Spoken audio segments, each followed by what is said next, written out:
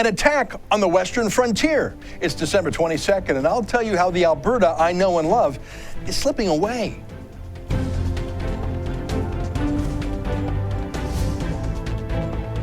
Why should others go to jail when you're the biggest carbon consumer I know?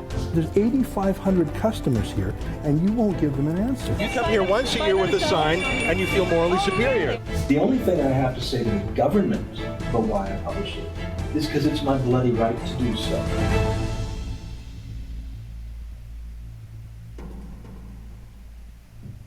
A rough year for the right in politics. Federally, the Conservative government could not hold on to power and lost to the shiny pony, Justin Trudeau. On a personal note, the Sun News Network shut its doors. But none of these get me down as much as Rachel Notley becoming the premier of my home province of Alberta. Check out my initial reaction to this shocking turn of events in politics in Alberta.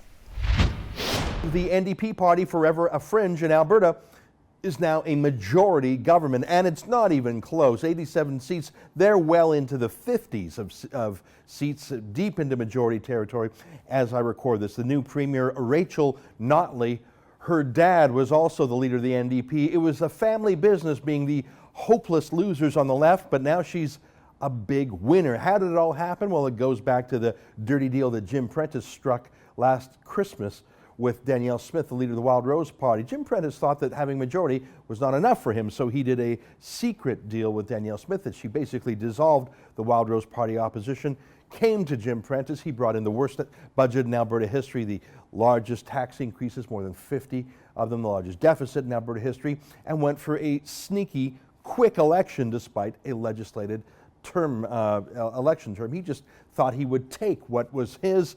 Albertans said, no, you don't. This election may be interpreted by New Democrats and pundits in other provinces as a win for left-wing ideology. And of course, there is some of that there. There is a union movement in Alberta. There is, especially in Edmonton, government workers for the capital city, for the university, for the hospitals. But Alberta is the most free market province in the country. This was not an ideological step to the left. This was a step towards populism and reform and throwing out the sneaky elite, Jim Prentice and Danielle Smith and their backroom deals. This was about cleaning house, 44 years of PC party cronyism. Of course, people like me wish that would have gone to the Wild Rose. It's a miracle that they came back from the brink of death after Danielle Smith tried to strangle them in the cradle. Brian Jean doing a creditable job as the leader, but Rachel Notley steaming to the lead.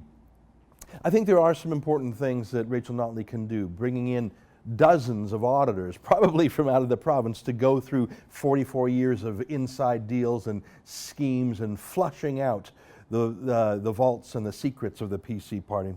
I think that what she ought not to do is bring in any moves that would scare the industry that will already be terrified. The reason I say that is not just because I'm a conservative and I believe in the free market, but because the price of oil is so low and so many mega projects are already tenuous right now. Any sudden moves to grab more royalties, to jack up minimum wage, to tilt the playing field towards labor unions will just be the straw that breaks the camel's back for billions, perhaps tens of billions of dollars of investments for companies to say, you know what, we were thinking of pulling the plug anyways. This is what will tip us over. We'll come back in 4 years when the NDP is gone. I hope that they don't indulge themselves and go that way. But for tonight, Rachel Notley is the winner. Jim Prentice is the loser. Danielle Smith was the enabler. And God help us all. Yeah, God help us all, because Rachel Notley was actually just as bad as I expected an NDP government to be in Alberta. Coming up, I was willing to give Notley the benefit of the doubt for about a minute. But then she chose her cabinet ministers, and I really started to get worried. That's next.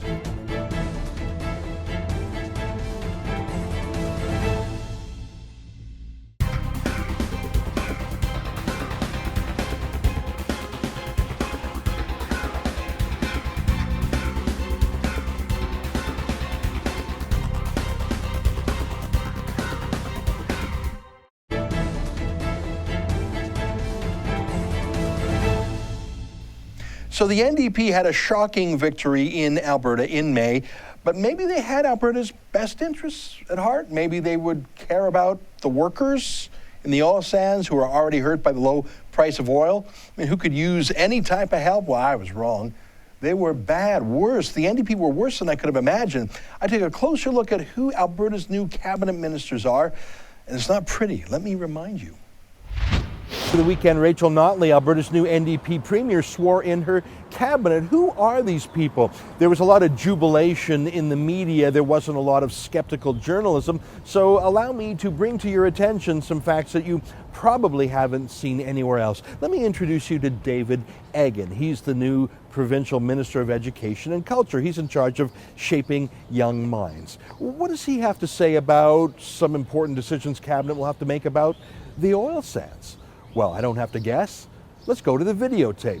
Take a look at him saying no new oil sands projects. None. Just stop it. Take a look.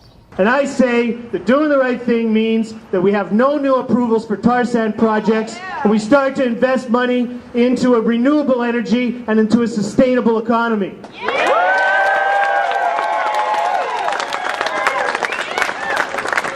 No new approvals. No new approvals. No new approvals. No new approvals. Imagine that. Just stop the jobs, stop the industry, just stop it. That man is now in cabinet. He doesn't just want to stop future oil sands, he wants to shut down existing oil sands that he calls a murderous catastrophe. Think I'm making that up? Let's go to the videotape.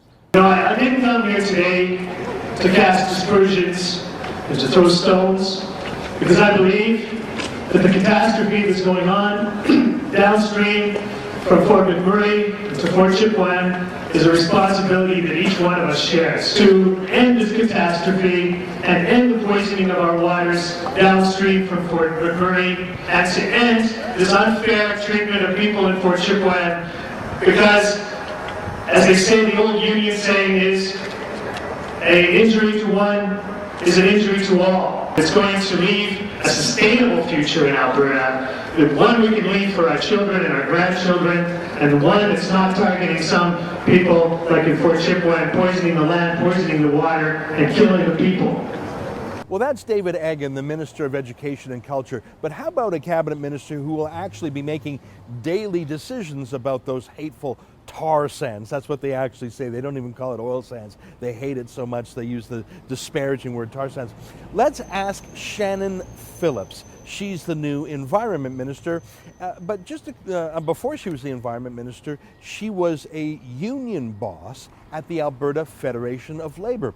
Here she is talking to her fellow Albertans about how much she wants to raise taxes on the province. Take a listen. 73% of Albertans say there's no need for the government to cut. 71% believe that Albertans are not getting their fair share of royalty revenue from our oil resources. 77% support increasing taxes for the wealthy and corporations. 72% agree with returning to progressive income tax, and so on. Well, just in case you're wondering who's going to bear the brunt of those taxes, by the way, Alberta's in a bit of an oil and gas recession, tens of thousands of jobs already lost. The price of oil was one thing, here comes the taxes. Here's Shannon Phillips talking about how she wants to sock it to not just the oil sands, but conventional oil companies.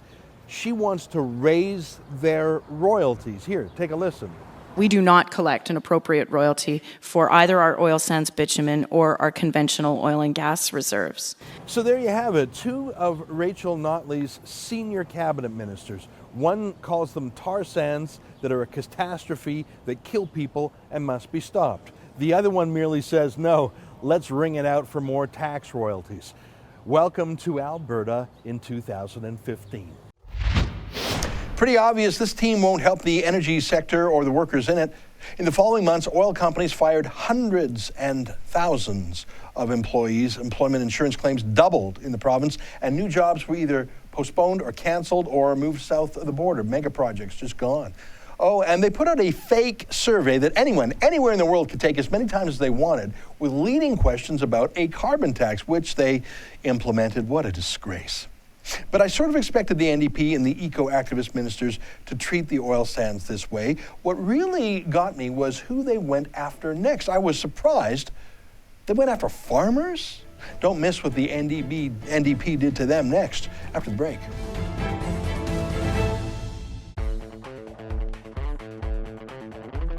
Looking for the perfect gift? Did you know the Rebel.media has a store?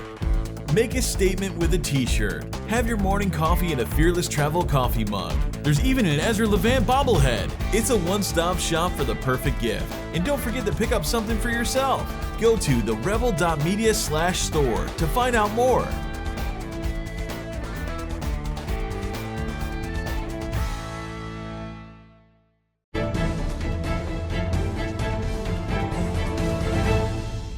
Well, it really didn't surprise me that Alberta's NDP went after the oil patch. They have so many activists, environmental radicals in their caucus and cabinet. It didn't surprise me. But then they went after farmers, as in the hardest working, salt of the earth people you can imagine. They wanted to push through a new legislation that they claimed was all about safety because they care, don't you know? But take a look at what Bill 6, their Farm Act, was really about. A lot of talk about Alberta's Bill 6, a law to unionize Alberta family farms. It's officially called the Enhanced Protection for Farm and Ranch Workers Act, but that's not what's inside. Here, I'll prove it to you. Take a look. This law is unusual in that it mainly repeals existing protections for farm life. So it's a very brief bill. Here, take a look at Part 1. I'll read the entire thing. Part 1, Employment Standards Code. The Employment Standards Code is amended by this section. Section 2, 3, and 4 are repealed. There, that's it. Literally 14 words. Who could be afraid of a 14-word law, right? I mean, this is about protecting workers.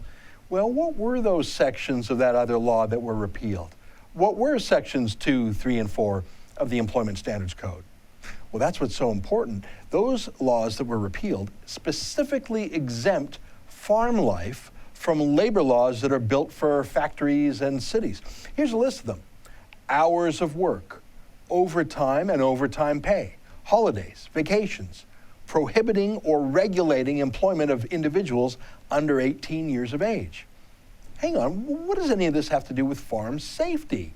That's what this bill is officially called, the Enhanced Protection for Farm and Ranch Workers Act, but that's not what it is it? The first and most obvious thing that Bill 6 does is ban family farms. I don't know a single farmer or rancher, big or small, whose entire family doesn't get involved, especially during busy times like harvest or when extra help is needed, like when a cow is giving birth to a calf at 2 a.m., when there's a problem on the farm, because the whole family lives on the farm. It's not a unionized factory in the big city where everyone goes home after work. It's not a government union job where they get in the crack at 10, have coffee, long lunch, leave at 4. Farming is a 24-hour day, 365-day-a-year job. What's this hours of work bit? Do you think a 35-hour work week applies during harvest season? What's this holiday business? What, do cows not need to be milked on Labor Day or New Year's Day? Only a union boss would think that's got anything to do with farm or ranch safety. Look at this absolutely unbelievable sign on one of the sham consultations for Bill 6. Is there any time of year that a union strike might not be convenient for your farm? Yeah, only a stupid NDP union boss who has never set foot on a farm would ask such a question. But this NDP government is a government of union bosses. Rachel Notley's own husband is a union boss with CUPE. Rachel Notley's chief of staff is a union boss from ACTRA in Toronto. Rachel Notley's environment minister was a union boss with the Alberta Federation of Labor, etc. There is not a single farmer or rancher in the entire caucus, nor is there a single oil or gas worker. How do you even do that? That would be like a government in Newfoundland that doesn't have anyone who's ever been in a boat. Okay, let's look at part 2 of Bill 6. Quote, the Labor Relations Code is amended by this part. And then more talk about vacations and vacation pay and holidays and very long lunches. But look at this. Regulations under Section 138(1)(f) respecting the minimum wage. What? Minimum wage? So how does that work on a farm? I mean, do you ever stop working if you're a farmer or a rancher? Do we need a punch clock now, a time clock? Who gets minimum wage? The farmers' kids who work on the farm with them? See, minimum wage is a union favorite because it bans workers who are cheaper than union workers, like farm families, like neighbors who come over to help during a problem or a busy time, like neighbors getting together to harvest each other's fields in a row. They don't charge each other when they help each other. They're friends, they're neighbors. Often their families have lived next to each other for 100 years. How does minimum wage even work then? What if a bunch of mums cook dinner for a bunch of dads who are out harvesting? Is that cooking now subject to minimum wage and overtime and vacation pay? What on earth does this even mean? Obviously, the families won't unionize, obviously, so they have to be banned. Ban the kids by citing child labor laws. Ban families helping each other out for free by citing minimum wage laws and labor laws. Hey, have you seen anything yet in this bill that has anything to do with farm safety? Yeah, me neither. I mean, we've gone through part 1 and part 2 of the bill already. It's just about unionizing farms, or as socialists would call it, collectivizing the farms, replacing the farmer capitalists that the Soviets called the kulaks with government farms or union farms or socialist farms. Well, that's what it is, destroying family farms. Okay, part 3 of the law is occupational health and safety.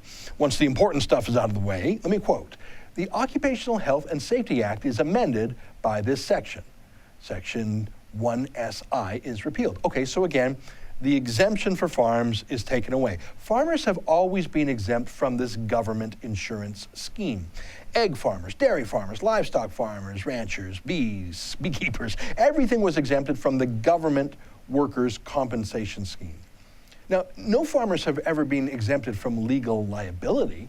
Do you think the Alberta farms are this legal void, this no man's land where you can't sue someone?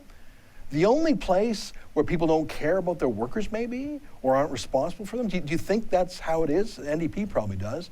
Why? Because their insurance is private insurance instead of government-run insurance? Is that really the only difference here? And do you really think that farmers who have their own children farming with them, do you really think that farmers care less about farm safety than unionized supervisors, know-nothings, sent in by CUPE or some other socialist union who've never set foot on a farm in their lives? Do you really think that a farmer or rancher cares less about his own son or daughter than a union boss from the city cares for them? Do you really think that? The NDP actually rammed this bill through, this bare-bones so-called safety legislation, and told farmers not to worry. They're going to fill in the blanks with regulations after the bill passes. You don't need to know those details. Sorry, that's just not how it works. I'm glad the farmers were loud and clear. They don't like this bill one bit. And I'm glad we could help broadcast their frustrations. Special thanks to Sheila Gunn Reid, going to all those rallies and town halls to share their stories. Don't go away. More of the Ezra Levant Show. That's me, after the break. Ontario residents are being hosed on electricity prices. The latest Auditor General's report says we've been overcharged by $37 billion over the last several years. That works out to nearly $2,800 for every man, woman, and child. Why? Mismanagement and bad policy choices from the Ontario Liberals. It's going to cost us billions more in coming years. Energy Minister Bob Chiarelli won't take responsibility. He's lashing out. It's time for Bob to go. If you agree, go to firebob.ca. That's firebob.ca and make your voice heard. I